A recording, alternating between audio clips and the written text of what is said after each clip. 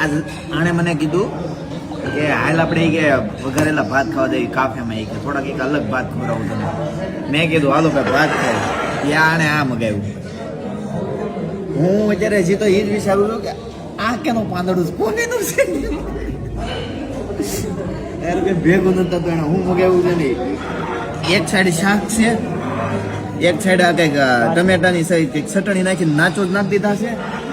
આ સાઈડ કંઈક આ નહીં, આ તો માયોનીઝ છે.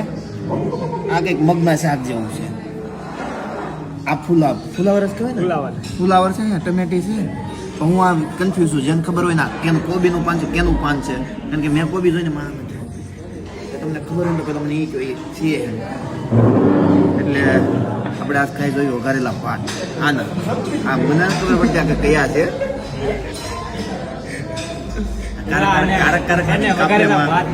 મેક્સિકન બાઉલ કહેવાય.